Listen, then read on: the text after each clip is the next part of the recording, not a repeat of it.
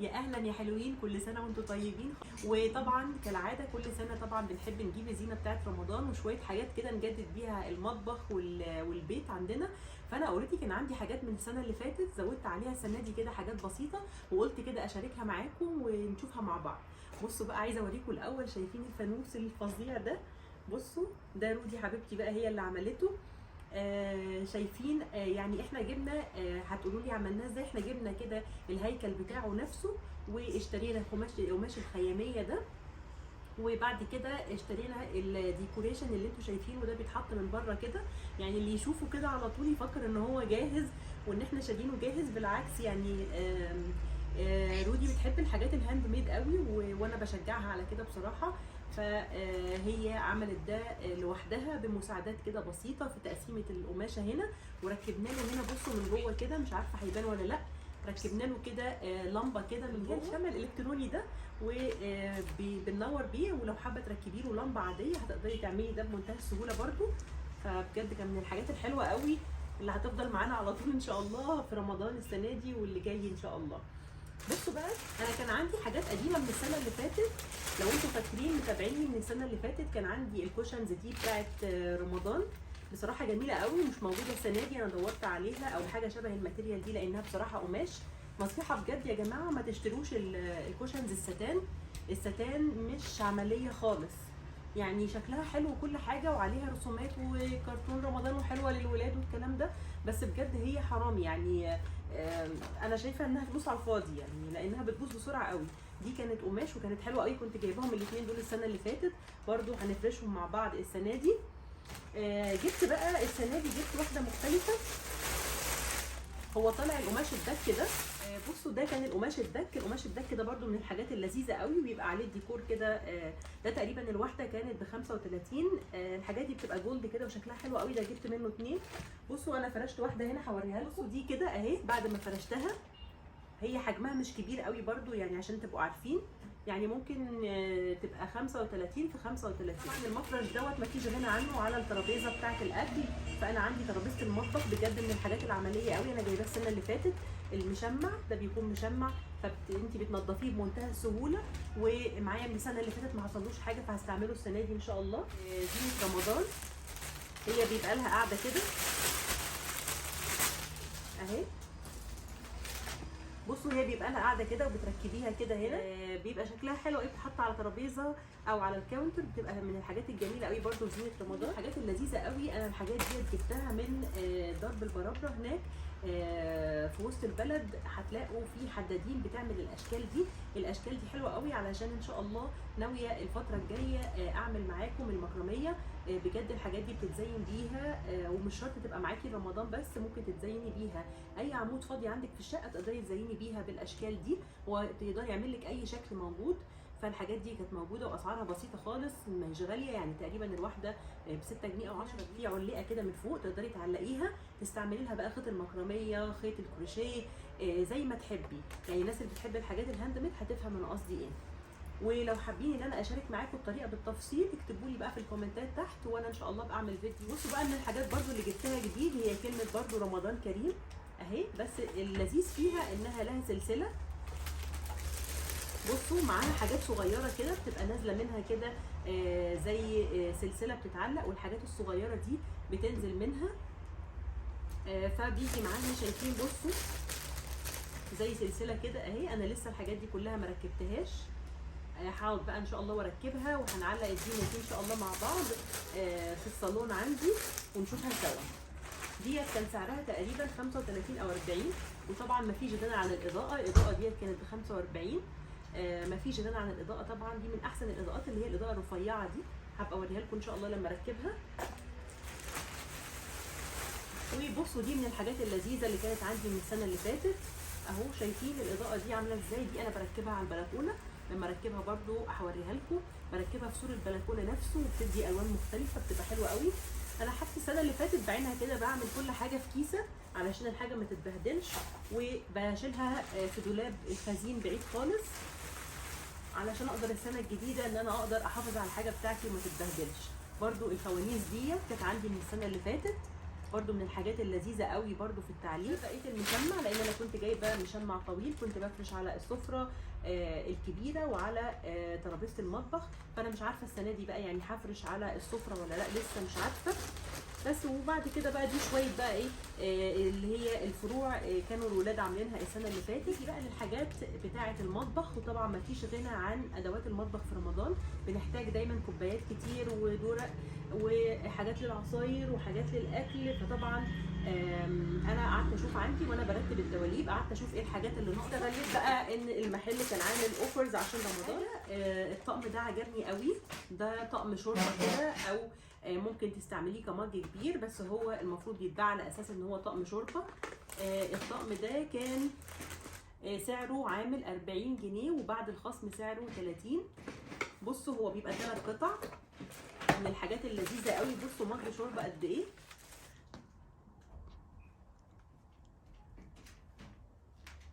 بيتهيالي كده حجمه واضح. طقمين 2 برضو ده ممكن تستعمليه. في ناس بيحبوا كوبايه شاي بلبن كبيره، وفي ناس بيحبوا كوبايه النسكافيه كبيره عشان يعرفوا يعملوا الفوم براحتهم، فتقدري تستعمليه برضو في الناحيتين.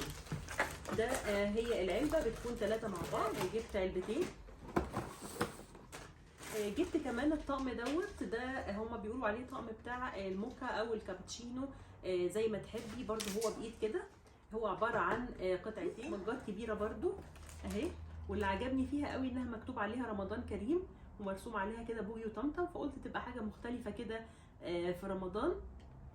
والكواليتي بتاعتها عجبتني قوي. هما مجان 2. ده كان سعره قبل الخصم 38 وبعد الخصم 28 ونص.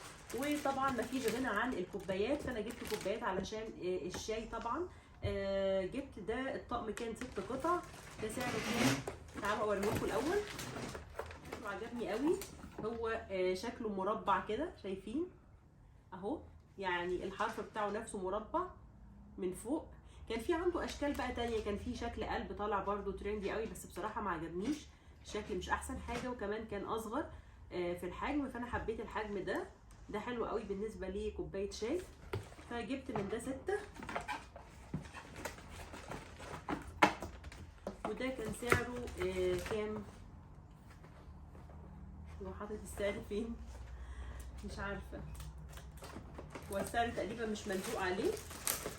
هشوف لكم السعر عليه، هكتبه لكم ان شاء الله في وانا بعمل اديتنج، هكتب لكم السعر في الفيديو نفسه. كمان بصوا قد ايه كيوت. بصوا ده كده دورق بقى، تعمليه اللبن، تعمليه للخشاف، تعمليه العصير بتاعه، بس هو صغير يعني، هو اصلا يعتبر نص لتر يعني، دورق مش كبير، بس قد ايه هو كيوت قوي وعجبني قوي بصراحه، فعشان كده جبته.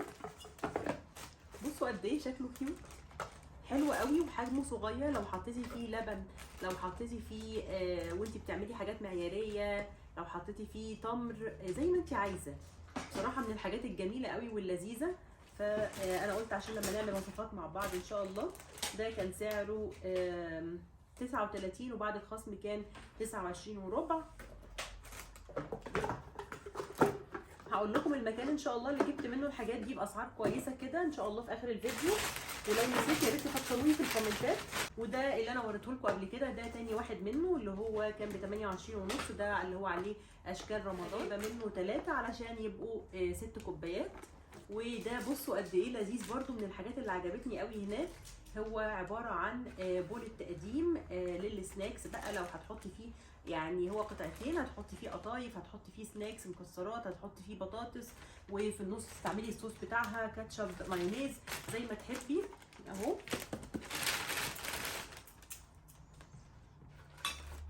بصوا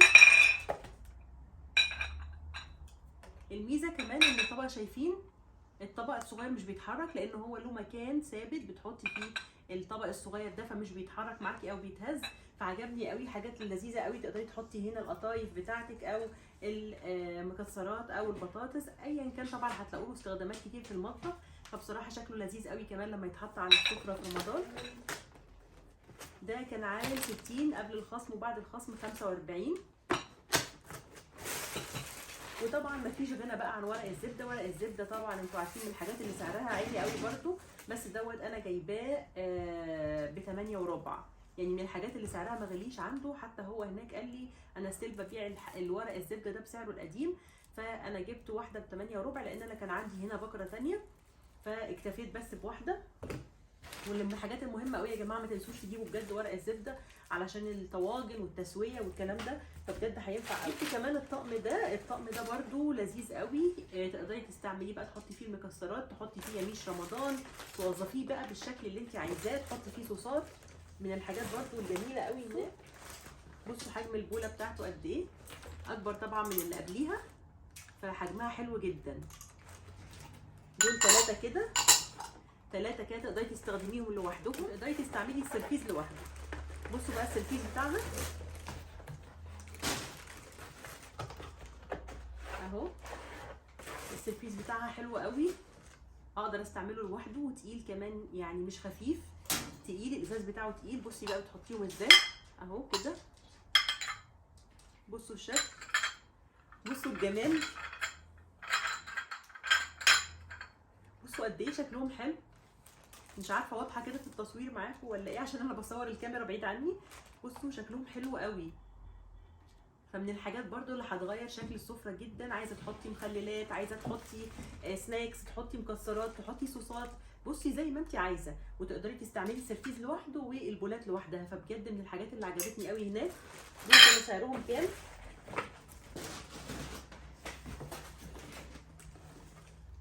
دول كانوا سعرهم 80، وبعد الخصم عاملين 60 قوي هناك. اخر حاجه جبتها، يا ترى بقى حذروا فذروا ده ايه؟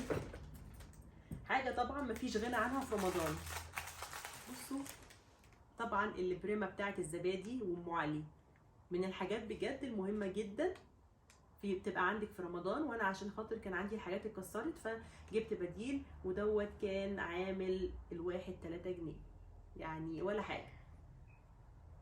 حاجه بصراحه. يعني كان من الحاجات الحلوه قوي، بس طبعا كان تقريبا الكميه عنده خلصت، وانا جبت للاسف كانوا اخر 4، كان نفسي اجيب اتليست 6. عجبني قوي ده كمان هناك. بصوا المج ده عامل ازاي، شكله شيك قوي ومختلف، من الحاجات اللي عجبتني برده. وده تقريبا كان سعره عامل 35، هو مج كبير يا جماعه مش صغير، وبرده من الحاجات اللي عجبتني قوي هناك. واخر حاجه لقيتها قدامي، لان هو بصراحه عنده رفايع المطبخ كتير قوي، هي الاكياس بتاعه الحلواني. اكياس الحلواني دي كانت عامله 39 بعد الخصم، بس هم كتير، هم كذا واحد. والحاجات دي بصراحه مهمه في المطبخ. انا الكيس يعني اللي هو البلاستيك او الكيس القماش بتاعي للاسف اتقطع وباظ وما لقيتش البديل، فجبت بقى الايه الاكياس ديت اللي هي البلاستيك، تحطي فيها بقى عندك الشكل وبتستعمليها على طول. فحاجات بتنفع قوي في البيت، وهتنفع معانا في رمضان بقى، تعملي كريمه، تعملي بلح الشام. بصوا كمان دي اللي هي بيقولوا عليها التمريه، او اللي بتحطي فيها مثلا تمر، او زي ما انت عايزه بقى توظفيها. دي برده من الحاجات اللي هي اسعارها رخيصه قوي. انا كان عندي واحده السنه اللي فاتت، وجبت كمان واحده اهي. الميزان الطبق بتاعها بيبقى غويط شويه، فبتقدري تحطي فيه تمر براحتك، او تحطي فيه خشاف زي ما انت عايزه بقى توظفيه.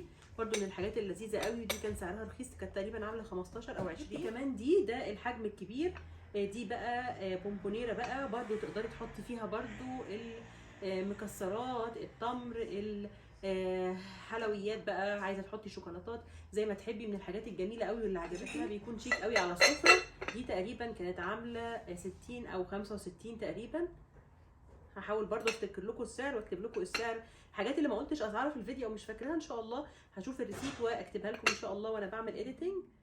ودي كده يا بنات كانت مشترياتي البسيطة لتجديد المطبخ، بشوية كوبايات وشوية مثلا أطباق، دور، أي حاجة ناقصة عندك بتكون بسيطة. أو حتى لو مش ناقصاكي انت بتجيبي حاجة تغيري بيها مثلا روح البيت، بتغيري بيها شكل السفرة عندك، برضو بتعملي جو كده من التغيير إن شاء الله في رمضان. وأكيد الحاجات ديت هنستخدمها كلها مع بعض إن شاء الله في الفيديوهات الجاية، وهنشوف طريقة تقديم الأكلات المختلفة. وأشوفكم على خير إن شاء الله يا بنات في فيديو قريب إن شاء الله، استنوني.